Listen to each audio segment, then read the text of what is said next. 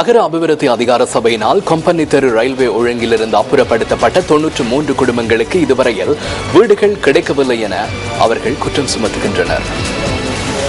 வீடுகள் வழங்குவதாக கூறியே தாம் வசித்த வீடுகள் இருந்த காணியை நகர அபிவிருத்தி அதிகார சபை பெற்றுக் கொண்டதாக அந்த மக்கள் தெரிவித்துள்ளனர். ஒரு வருடம் கடந்துள்ள நிலையிலும் இதுவரையில் வீடுகள் வழங்கப்படவில்லை.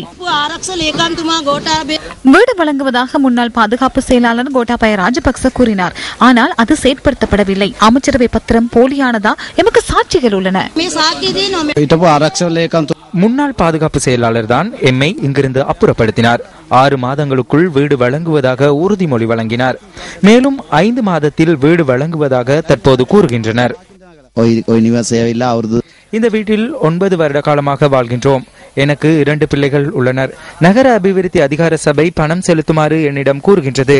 2,30,000 ரூபாவை ஏற்கனவே நான் வழங்கியுள்ளேன். இந்த மக்களின் பிரச்சனைகள் தொடர்பில் ஆராய்வதற்காக மேல் மாகாண சபை உறுப்பினர் சுசில் கிண்டல்பெட்டிய அங்கு சென்றிருந்தார். நாகரிக சங்வர்தன அதிகாரிய நிசிபரிதி நகர அபிவிருத்தி அதிகார சபை உரிய வகையில் இதனை நிர்வகிக்கவில்லை, கண்காணிக்கவும் இல்லை. ஆகவே நாம் இதனை இங்கிருந்து ஆரம்பிக்க வேண்டும். வெளிநாட்டவர்கள் மற்றும் ஏனைய சில தரப்புகளின் தேவைகளுக்கு ஏற்றவாறு உங்களது காணிகளையும் வீடுகளையும் அளித்து உங்களை வீதிக்கு அனுப்ப நான் ஒருபோதும் இடமளிக்கப் போவதில்லை என்பதை நான் உறுதியளிக்கிறேன். சம்பந்தப்பட்ட அதிகாரிகளுக்கும் அமைச்சருக்கும் இதனை அறிவித்து எம்மால் முன்னெடுக்கக்கூடிய நடவடிக்கையை நாம் மேற்கொள்வோம். අදාල අමාත්‍යවරයාට මේ පණිවිඩය කියලා අපි කරන්න පුළුවන් මොනවද කියලා පළවෙනි